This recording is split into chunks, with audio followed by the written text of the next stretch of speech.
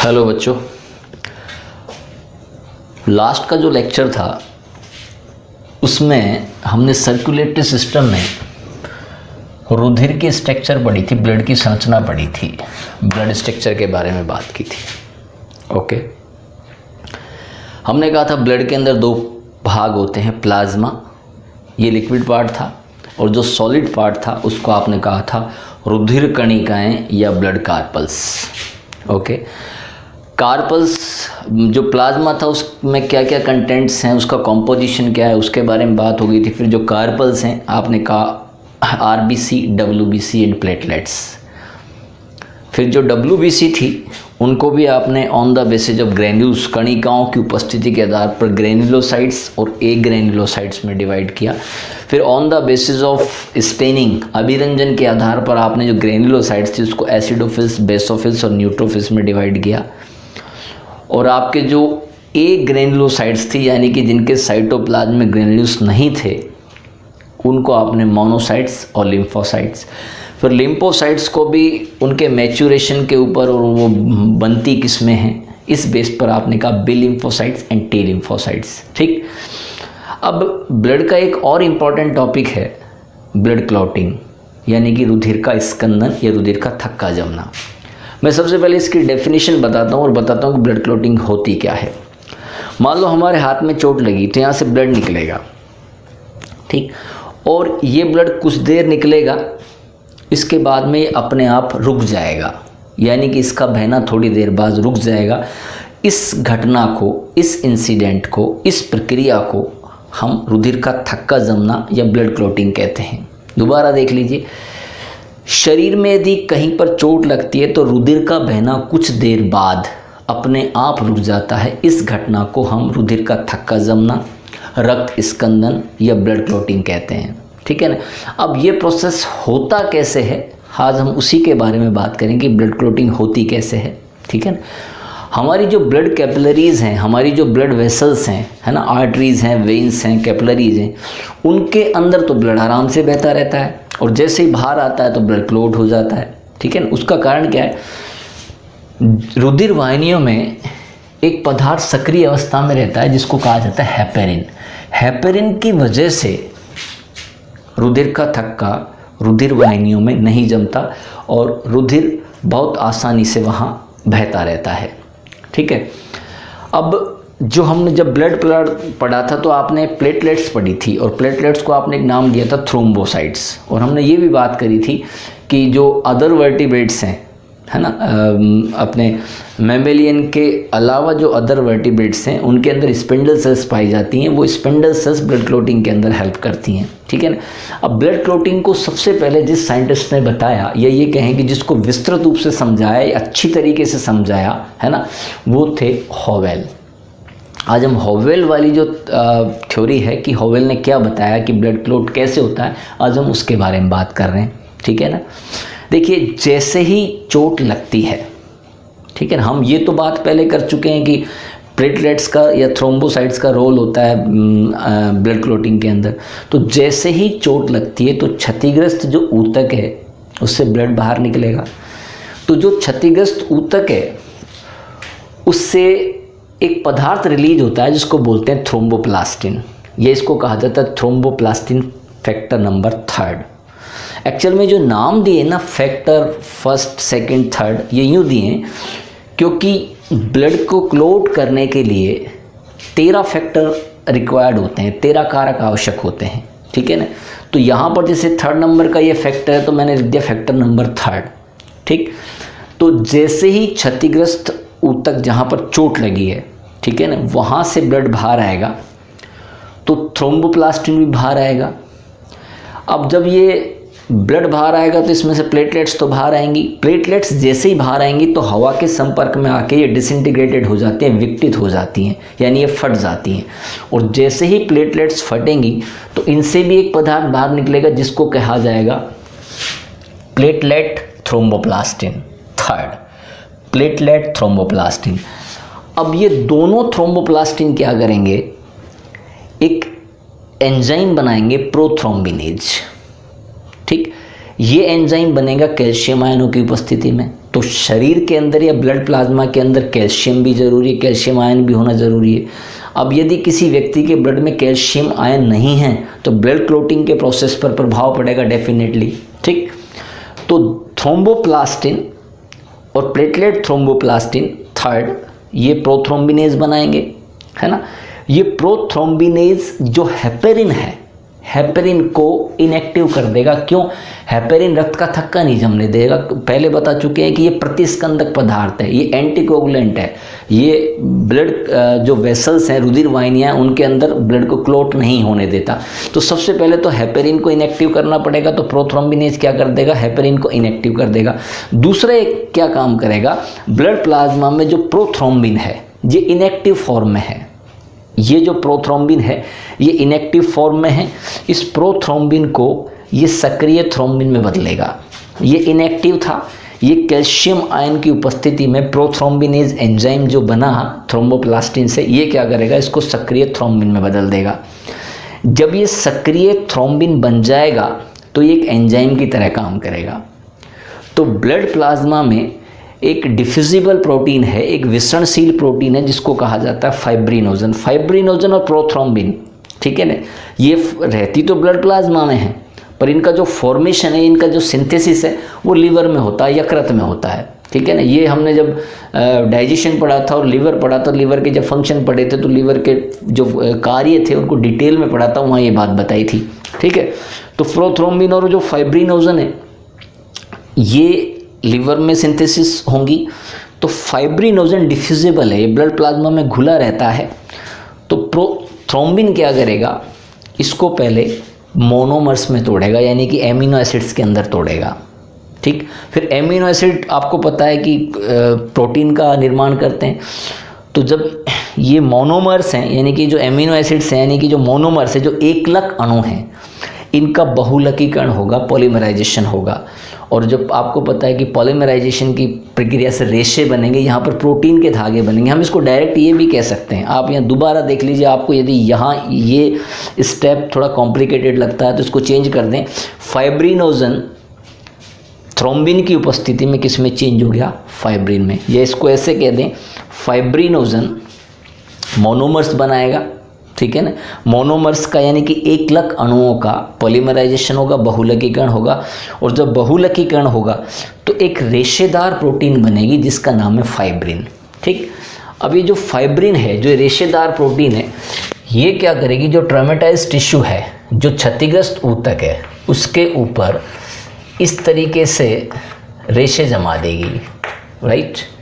जब इस तरीके से क्षतिग्रस्त ऊतक पर रेशे जम जाएंगे तो जो कार्पल्स आ रही थी, जो आरबीसी डब्ल्यूबीसी बाहर आ रही थी, वो इसके अंदर फंस जाएंगी, ठीक है ना। जब ये फंस जाएंगी तो ब्लड का बहना कुछ देर बाद रुक जाएगा और यहाँ पर एक क्लोट सा बन जाएगा, ठीक है ना। एक स्वस्थ व्यक्ति में जिसके अंदर सारे जितने भी फैक्टर्स हैं, है ना, एक आइडियल एक ऑप्टिमम क्वांटिटी में है, एक मानक मात्रा में है जितनी ज़रूरत है, तो उसमें 5 से 8 मिनट के अंदर ब्लड क्लोट हो जाता है। लगभग 5 to 8 मिनट ब्लड क्लोट हो जाएगा, यानी रक्त का बहना रुक जाएगा, ठीक है ना। किसी के अंदर किसी पदार्थ की डेफिशिएंसी है तो वो टाइम थोड़ा ज़्यादा भी हो सकता है, ठीक है ना। तो अब क्या होगा कि जो कार्पल्स हैं ये इसके अंदर फंस जाएंगी और जो रुधिर का बहना है वो रुक जाएगा। कभी भी कोई मेजर सर्जरी जब होती है, कोई ऑपरेशन होता है, शल्य चिकित्सा जब की जाती है, तो ब्लड क्लोटिंग टाइम का टेस्ट किया जाता है। मान लो एक व्यक्ति की सर्जरी होने जा रही है और उसका ब्लड क्लोटिंग टाइम का आपने टेस्ट नहीं किया कि उसका क्लोटिंग टाइम कितना है। जब उसको सर्जरी की तो उसमें ऑब्वियसली जब कैंची से कट लगाएंगे, सीजर से उसको काटा जाएगा तो ब्लड बाहर आएगा। और अब मान लो वो ब्लड क्लोट नहीं हो रहा है क्योंकि हमने उसका क्लोटिंग टाइम काउंट ही नहीं किया कि उस व्यक्ति के अंदर ब्लड कितनी देर के अंदर काउंट होता है। तो एक रिस्क फैक्टर हो सकता है ड्यूरिंग ऑपरेशन या ड्यूरिंग सर्जरी। इसलिए जब भी किसी व्यक्ति की सर्जरी की जाती है तो पहले उसका क्लोटिंग टाइम देखा जाता है कि इस व्यक्ति में, हाँ, यदि 5 से 8 मिनट में, 10 मिनट में यदि वो ब्लड क्लोट हो जाता है तो उसकी सर्जरी कर दी जाती है, ठीक। अब पहले बताया कि हेपेरिन एक एंटीकोगुलेंट पदार्थ है, इसको एंटी प्रोथ्रोम्बिन भी कहा जाता है क्योंकि ये प्रोथ्रोम्बिन के अपोजिट काम कर रहा है। ठीक है ना।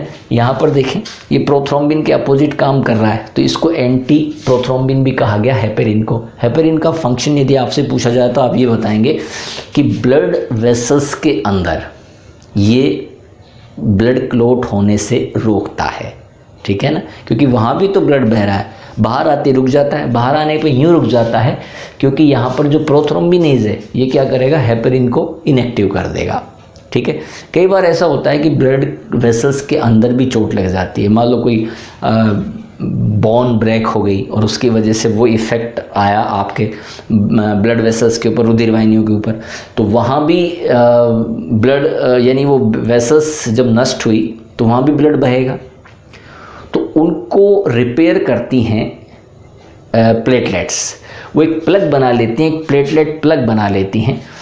जैसे ये एक ब्लड वेसल्स है, ये यहाँ से क्षतिग्रस्त हो गई तो इसको कवर्ड किया इस प्लेटलेट्स ने, इसको प्लेटलेट प्लग कहा जाता है।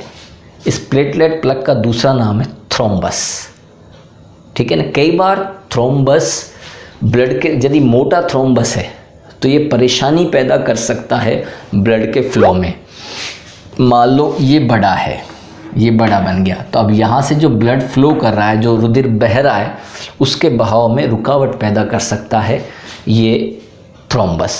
कई बार ये थ्रोम्बस टूट के बहने भी लग जाता है, तो ये भी एक रिस्की फैक्टर है क्योंकि ये कहीं पर भी रुकावट पैदा कर सकता है रुधिर के परिसंचरण में, ठीक है।